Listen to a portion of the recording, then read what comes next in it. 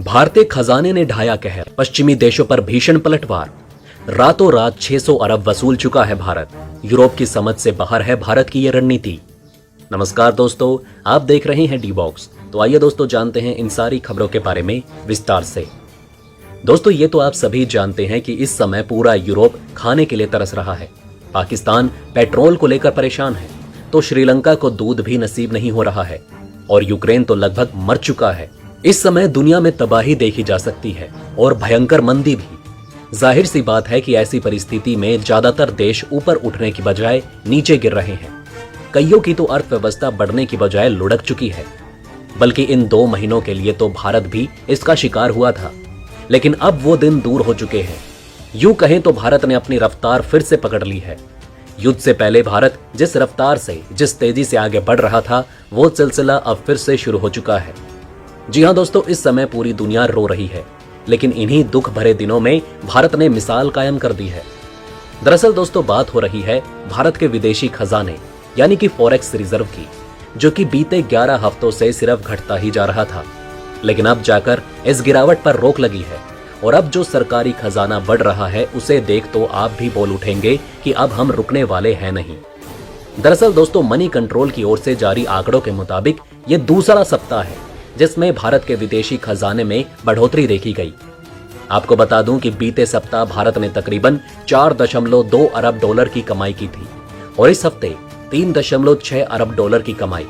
यानी कि दोस्तों इन 14 दिनों में भारत ने लगभग 600 अरब रुपए कमा लिए हैं। और दोस्तों जो इस जागती मंदी में मील का पत्थर साबित होंगे। दोस्तों जैसे कि आप सभी जानते होंगे कि जिस देश के पास अच्छा खासा फॉरेक्स रिजर्व होता है, वहां विदेशी कंपनियां और इन्वेस्टर भी दौड़े चले आते हैं, क्योंकि उन्हें भी इस बात की गारंटी रहती है कि कल को अगर इस देश में कोई आपदा आती है तो वहां की सरकार अपने विदेशी खजाने के जरिए खुद को संभाल सकती है। कम से कम हमारा नुकसान तो नहीं हो पाएगा। इसलिए किसी भी देश के लिए विदेशी मुद्रा भंडार उसकी रीढ़ की हड्डी माना जाता है। नहीं तो आप भी देख सकते हैं कि इस समय अफगानिस्तान, श्रीलंका और पाकिस्तान का सरकारी खजाना खत्म हो चुका है और जहां सरकारी खजाना खत्म हुआ वहां कोई ठहरना नहीं चाहता। तो हमें अपनी सरकार का शुक्रिया अदा करना चाहिए कि इस समय हमारे हालात अफगान, पाकिस्तान जैसे बिल्कुल भी नहीं हैं, उनसे 10 गुना बेहतर हैं। तो इस पर आपकी क्या राय है, हमें कमेंट करके जरूर बताइएगा।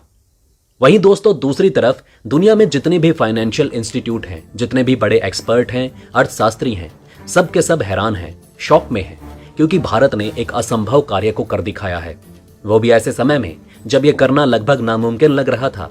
और देखिए हम सभी को इसके लिए भारतीय वित्त मंत्रालय की दाद देनी पड़ेगी, क्योंकि अब से 2 महीने पहले उन्होंने हमसे एक वादा किया था और वो अपने वादे पर पूरे तरीके से खरे भी उतरे हैं। अपनी बात उन्होंने सच साबित कर दिखाई है। आज जो मैं आपको बताने वाला हूं उसी से आप अंदाजा लगा सकते हैं कि भारत ऊपर जाएगा या नीचे, क्योंकि आज मैं कुछ आपको ऐसे कारण बताने वाला हूं जिसके बाद आपको किसी न्यूज़पेपर या आर्टिकल पढ़ने की जरूरत नहीं पड़ेगी। तो आइए आपको बताता हूं।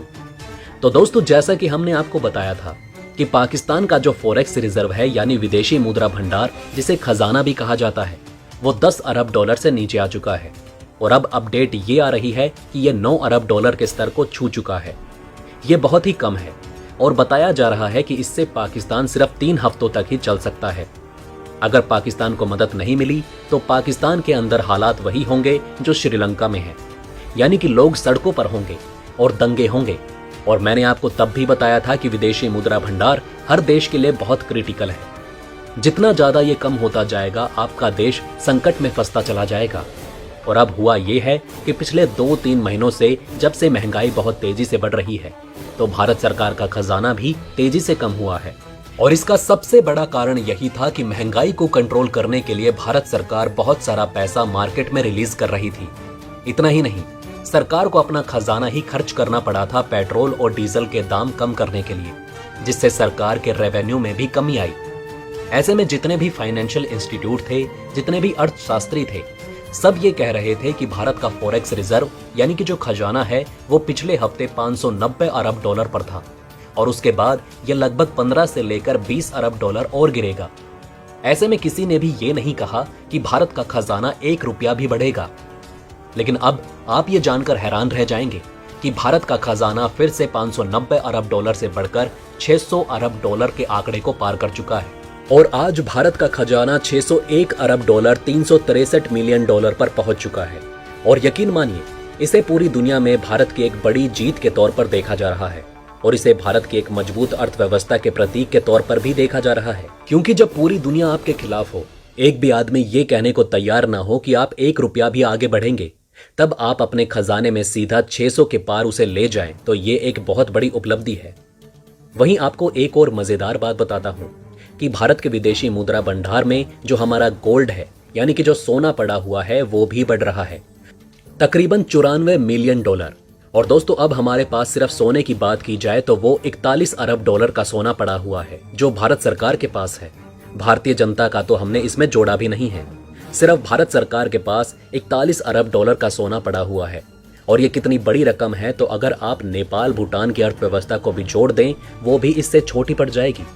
इतना ही नहीं, हमारे पास इतना सोना है कि जो जापान का टोटल रक्षा बजट है, यानी कि जापान जो अपनी तीनों सेना पर खर्च करता है, लगभग उसके बराबर का सोना हमारे पास पड़ा हुआ है।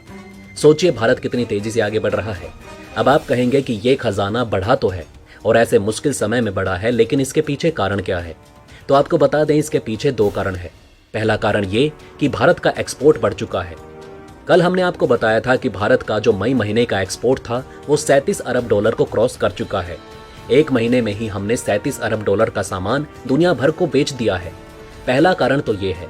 और दूसरा ये कि जो गेहूं का एक्सपोर्ट है, वो भी लगातार बढ़ रहा है। तीसरा सबसे बड़ा कारण ये कि विदेशी निवेशक दोबारा फिर से भारत के शेयर मार्केट में पैसा लगा रहे हैं।